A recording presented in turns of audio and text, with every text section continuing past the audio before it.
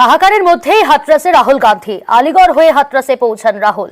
স্বজনহারা পরিবারের সঙ্গে দেখা লোকসভার বিরোধী দলনেতার। হাসপাতালে গিয়ে জখমদের সঙ্গেও সাক্ষাৎ সম্ভাবনা। মঙ্গলবার ধর্মীয় অনুষ্ঠানে পদপিষ্ট হয়ে 121 জনের মৃত্যু। যোগী রাজ্যের বিপর্যয়ে রাজনৈতিক তরজার মধ্যেই হাতরাসে রাহুল গান্ধী।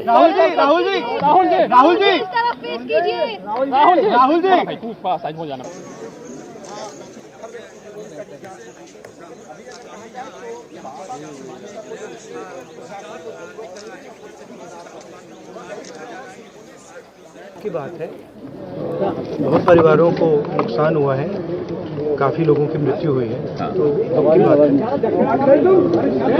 मैं इसको राजनीतिक प्रिज्म से नहीं कहना चाहता हूँ, मगर प्रशासन की कमी तो है जी, और गलतियाँ तो हुई हैं, तो ये पता लगाना चाहिए।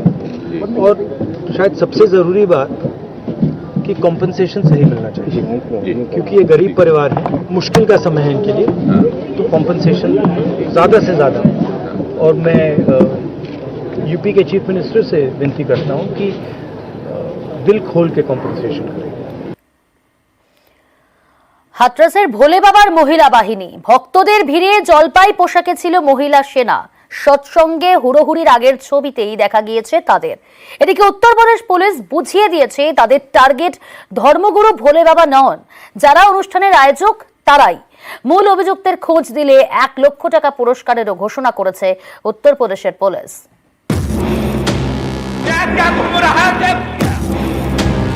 মঙ্গলবার হাথরাসের ফুলরাই গ্রামে ভোলে বাবা সৎসঙ্গের অনুষ্ঠান। সেখানেই হুড়োহুড়িতে পদপিষ্ট হয়ে মৃত্যু মিছিল। হাথরাসে এখনো স্বজনহারাদের চোখের জল শুকায়নি।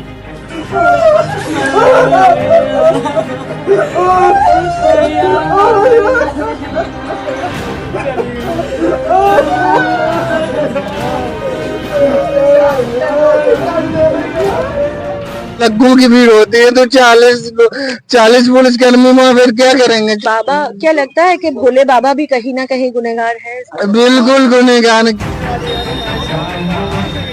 ধর্মীয় অনুষ্ঠানে যোগ দিয়ে শতাধিক প্রাণ চলে গেল। এর দায় কার? সময় যত গড়াচ্ছে বেরিয়ে আসছে একের পর এক চাঞ্চল্যকর তথ্য। প্রকাশ্যে এসেছে হাথরাস বিপর্যয়ের আগের ফুটেজ।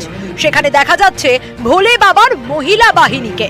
ভক্তের ভিড়েই জলপাই উর্দিতে ধর্মগুরুর মহিলা সেনা। পুলিশেরও দাবি সৎসঙ্গের স্থানে নারায়ণ সাকার হরি ওরফে ভোলে বাবার নিজস্ব বাহিনী মোতায়েন থাকতো। পুলিশের হস্তক্ষেপ পছন্দ করতো না তারা। ब्लैक कलर की डांगरी और जंगल वाली डांगरी, तो इनके द्वारा बताया गया है कि एक रूपता हेतु वहाँ पर पिंक ड्रेस दी जाती है।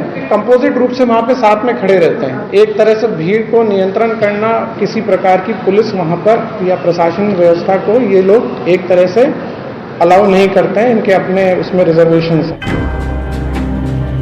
স্বঘোষিত ধর্মগুরুর বাড়ি পাহারার দায়িত্বেও বিশেষ বাহিনী, যারা নিজেদের পরিচয় দেন সেবাদার হিসেবে। কেউ আবার তাদের ডাকেন পিঙ্ক সেনা নামে। পটিয়ালির বাহাদুরগড়ির এই বাড়ি প্রথমে যে বাড়ি ঝুপড়ির ছিল সেই বাড়ি এখন এত বড় হয়ে যায় এবং তার বাইরে বসে যান সেবাদাররা। গোলাপি রঙের ইউনিফর্ম পরে সেবাদাররা তারা প্রতি ঘন্টায় ঘন্টায় পাহারা দেওয়ার কাজ করে। স্বঘোষিত ধর্মগুরুর দরবারে যাওয়ার জন্য ছিল বিশেষ ফর্ম। ছবি সহ ফর্ম ফিল আপ করার পর অনুমতি পেতেন মহিলারা। ये देखिए ये किस तरीके से ये प्रवेश, ये फॉर्म थे जो इसमें दरबार में शामिल होने आती थी महिलाएं, उनसे भराया जाता था। ভোলে বাবার জন্য মঞ্চে নাকি সাজানো থাকতো দোলনা, সেখানে বসেই ভক্তদের বাণী দিতেন। এরকমই ধর্মীয় অনুষ্ঠানে মঙ্গলবার বিপর্যয়, শতাধিক মৃত্যু। এই ঘটনায় দায় কার? এখনো কেন এফআইআর এর নাম নেই ভোলে বাবার? উত্তরপ্রদেশ পুলিশ এদিন কার্যত বুঝিয়ে দিয়েছে তাদের চোখে আয়োজকরাই দায়ী, ভোলে বাবা নন। लोगों की अभी गिरफ्तारी हुई है। ये मुख्यतः सेवादार के रूप में कार्य करते हैं। पूछताछ में कुछ और भी रोल निकल के आता है किसी का भी, तो विल प्रोसीड अकॉर्डिंग। जो मुख्य अभियुक्त हैं, जो प्रकाश मधुकर हैं, उनके ऊपर 1 लाख की गिरफ्तारी का जोन लेवल के ऊपर आदेश किया जा रहा है। जिनके नाम से परमिशन ली गई ना, वही मैं आपको बता रहा हूँ, जो वेद प्रकाश मधुकर। কিন্তু এতেই অনেকের প্রশ্ন, সব দায় কি আয়োজকদের? এত বড় অনুষ্ঠান, এত ভিড়, এই খবর কি পুলিশের কাছে ছিল না? থাকলে কেন আগে থেকেই ব্যবস্থা নেওয়া হয়নি?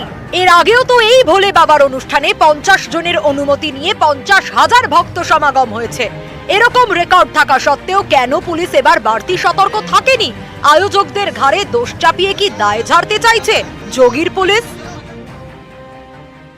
ধর্মের নামেই কি গোটা বিষয়টিতে, গোটা বিষয়ে যে সমস্যা রয়েছে সেই সমস্যার থেকে কোথাও একটা চোখ ফিরিয়ে নিয়েছিলেন আয়োজকরা, এমনকি প্রশাসনও?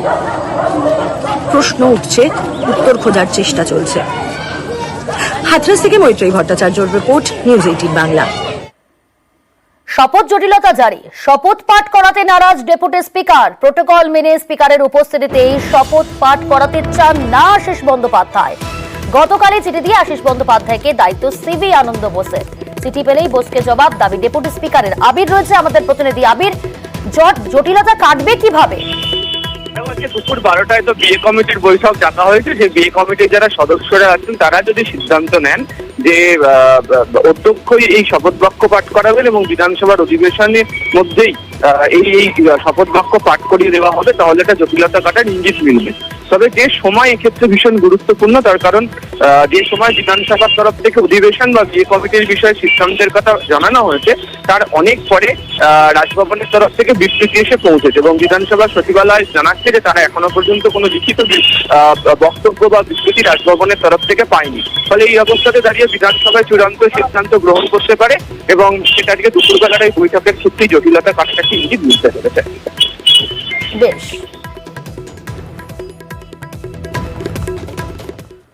হাজতে পান্ডা, তবুও দাপট সাকরেদদের। আরিয়াদহে মা ছেলেকে মারধরে জালে জয়ন্ত সিং। জয়ন্ত গ্রেফতার হলেও বেপরোয়া তার সাকরেদরা। জয়ন্তের দাদাগিরির প্রতিবাদে আন্দোলনরত তরুণীকে হুমকির অভিযোগ জয়ন্ত সিং এর ক্লাবের সদস্যদের বিরুদ্ধে। সুবীর রয়েছে আমাদের প্রতিনিধি। সুবীর, এই সাকরেদদের বিরুদ্ধে নির্দিষ্টভাবে ওই তরুণী ঠিক কি অভিযোগ সামনে আনছে? দেখো, এই তরুণী একদম যবে থেকে এই ঘটনা ঘটেছিল সেদিন থেকে কিন্তু এই তরুণী একদম আন্দোলনের একদম প্রথম সারিতে ছিল এবং নেতৃত্ব দিয়েছিল এই আন্দোলন। এবং এই আন্দোলনের চাপে পড়েই কিন্তু জয়ন্ত সিংকে 4 দিনের মাথায় বেলঘড়িয়া থানার পুলিশ গ্রেপ্তার করে বঙ্গনগর থেকে। এবং তারপরেই কিন্তু এই যে জয়ন্ত সিং এর যে ক্লাব রয়েছে তালতলা স্পোর্টিং ক্লাব, সেই ক্লাবের যারা সদস্য রয়েছেন সেই ক্লাবের হোয়াটসঅ্যাপ গ্রুপে কিন্তু এই তরুণীর উদ্দেশ্যে তাকে হুমকি দেয় এবং তাকে ধর্ষণের অভিযোগ হুমকি পর্যন্ত দেয়। এবং এই ঘটনাকে কেন্দ্র করে যে তরুণী রয়েছেন তিনি এবং তার পরিবার যথেষ্ট আতঙ্কিত এবং এই 7 জন সদস্য যারা হুমকি দিয়েছেন তাদের বিরুদ্ধে দক্ষিণেশ্বর থানায় অভিযোগ দায়ের করা হয়েছে এবং এখনো পর্যন্ত কাউকে পুলিশ গ্রেপ্তার করতে পারেনি। যারা দোষী রয়েছে অর্থাৎ এই 7 জন সদস্য যারা হুমকি দিয়েছেন তাদের খোঁজে তল্লাশি চালাচ্ছে দক্ষিণেশ্বর থানার পুলিশ। সুবীর, জানতে চাইবো তাদেরকে কি হোয়াটসঅ্যাপ করা হয়েছে? হোয়াটসঅ্যাপে হুমকি দেওয়া হয়েছে? হ্যাঁ, সেই ক্লাবের যে একটি হোয়াটসঅ্যাপ গ্রুপ রয়েছে তালতলা স্পোর্টিং ক্লাবের, সেই হোয়াটসঅ্যাপেও কিন্তু এই হুমকি করা হয়েছে এবং সেইখানে কিন্তু বিভিন্ন 7 জন যে সদস্য রয়েছেন তারা একে অপরের মধ্যে কিন্তু এই চ্যাটিং করেন এবং তার মধ্যে কিন্তু এই হুমকি দেখা যায় এবং সেই জায়গা থেকে কিন্তু ধর্ষণের হুমকি করা হবে, ধর্ষণ করা হবে এমনটাই কিন্তু অশালীন মন্তব্য করা হয়েছে এই হোয়াটসঅ্যাপ গ্রুপে। এবং এই কারণে কিন্তু তরুণী এবং তার পরিবার যথেষ্ট আতঙ্কিত। তরুণী কিন্তু বাড়ির বাইরে বেরোতে ভয় পাচ্ছেন, গৃহবন্দী হয়ে রয়েছেন এবং এই গোটা ঘটনায় দক্ষিণেশ্বর থানা অভিযোগ দায়ের করেছে। গোটা ঘটনার তদন্ত শুরু করে দক্ষিণেশ্বর থানার পুলিশ।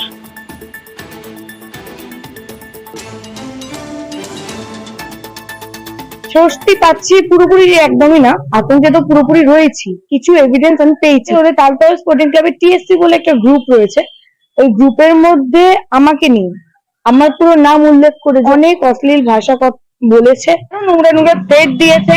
আমার মামাসিকে নিয়েও বলেছে, আমার মামাকে নিয়েও বলেছে। একজন আমাদের হয়ে কথা বলেছে, জয়ন্ত সিং যে আসল, তার বিরুদ্ধে কথা বলেছে যে এরকম করা হয় বা তার পাশে থাকে না বা এরকম কিছু। তাকে রীতিমতো থ্রেট করা হয়েছে। কিছুদিন পরে বেরিয়ে গেলে আপনারা কিভাবে থাকবেন, এই করবেন ওই করবেন, অনেক কিছু থ্রেট করেছে। প্রশাসন সহযোগিতা করছে? হ্যাঁ, অবশ্যই গ্রেপ্তার হয়েছে, কিন্তু আগেও তো গ্রেপ্তার হয়েছিল, ছাড়া পেয়েছে, আবার ছাড়া পাবে, আবার আসবে, আবার আজ আমার পরিবারকে মেরেছে, কাল অন্য কারোর পরিবারকে মারবে। আতঙ্কিত এর জন্য আমাদের যে ফ্লেক্স গুলো লাগানোর জন্য ফ্লেক্স গুলো ছেড়ে দিয়েছে, ওর ওখানকার লোকজনেরা ভাবে আন্দোলন করছে যে ভালো লোক, সেটা সাধারণ মানুষ জানে কতখানি ভালো কতখানি খারাপ। ধরা পড়েও বেপরোয়া জয়ন্ত সিং। আরিয়াদহে মা ছেলেকে মারধরে গ্রেপ্তার মূল অভিযুক্ত। ঘটনার পর নিজেই গাড়ি চালিয়ে গা ঢাকা জয়ন্তের। উত্তরবঙ্গে এক বন্ধুর বাড়িতে আশ্রয় নেয় জয়ন্ত সিং। সিম বদলেই পরিবারের সঙ্গে যোগাযোগ, টাকা শেষ হয়ে যাওয়ায় কলকাতায় ফিরে জয়ন্ত।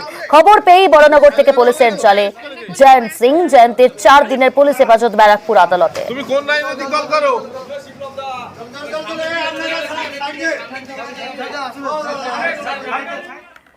মহেশতলার দিকে নজর রাখি। সেখানে পুরসভার উদ্যোগে এই মহেশতলায় খাল সংস্কার। 34 নম্বর ওয়ার্ডের হেতালখালীতে খাল সংস্কার। পুরসভার উদ্যোগে জয়ুর মায়া খাল সংস্কার। টেলিফোন লাইনে রয়েছে আমাদের প্রতিনিধি সমীর। সমীর, স্থানীয় বাসিন্দারা কতটা খুশি খাল সংস্কার হওয়ায়? এই যে 34 নম্বর ওয়ার্ড, মহেশতলা পৌরসভার 34 নম্বর ওয়ার্ড, দীর্ঘদিন পিছিয়ে পড়া এই 34 নম্বর ওয়ার্ড। অভিষেক ব্যানার্জির সংসদ হওয়ার পর থেকেই 34 নম্বর ওয়ার্ডের কাউন্সিলর গোপাল শাহর উদ্যোগে, গোপাল শাহ বারবার নানাভাবে বলেছে যে এরকম রাস্তা ওখানে খারাপ আছে, তারপরে কারোর বাড়ি নেই, কারোর কল নেই, এরকম নানাভাবে অভিষেক ব্যানার্জিকে বলার পরে অভিষেক ব্যানার্জি খাল সংস্কারের যখন কথা শুনেছে, খাল সংস্কারের জন্য একটা টাকা বরাদ্দ করে পৌরসভাকে দিয়েছে। মহেশতলা পৌরসভার গোপাল শাহর উদ্যোগে খাল সংস্কার শুরু হয়েছে। ধন্যবাদ সমীর। এই পরিষ্কার করছে, খুবই ভালো লাগছে। আরো ওটা পরিবেশন গাঁথা হলে ভালো হবে, জল পাস হয়ে যাবে, লোক যে ডুবে যাচ্ছে ঘর বাড়ি সেটা ডুববে না।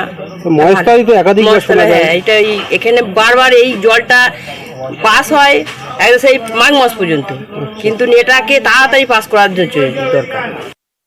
আমাদের এই চোয়েরমাই হানা খালটি থেকে 4টি ওয়ার্ডের জল যায়। 34 নম্বর ওয়ার্ড, 31 নম্বর ওয়ার্ড, 35 নম্বর ওয়ার্ড আর হচ্ছে 33 নম্বর ওয়ার্ড। এই খালটা খুব খারাপ অবস্থা ছিল, তো আমরা সাংসদকে জানাই। সাংসদ তার জন্য অর্থও বরাদ্দ করে এবং তার ফলস্বরূপ আজকে কাজ শুরু হয়েছে। এই কাজটা চলবে যতক্ষণ না খালটা খুব ভালোভাবে পরিষ্কার হয়ে, যাতে খালের লাইনে যদি কোনো অবস্ট্রাকশন থাকে সেগুলোকে আমরা সরিয়ে দেবো, যদি কোনো ইনক্রোচমেন্ট থাকে সেগুলোকেও আমরা সরিয়ে দেবো। এটা প্রায় 2200 মিটার খাল আছে, 7খানা খালের মধ্যে এসে আরও ছোট ছোট অনেক বাঁধ খাল যেগুলো পরিষ্কার হবে।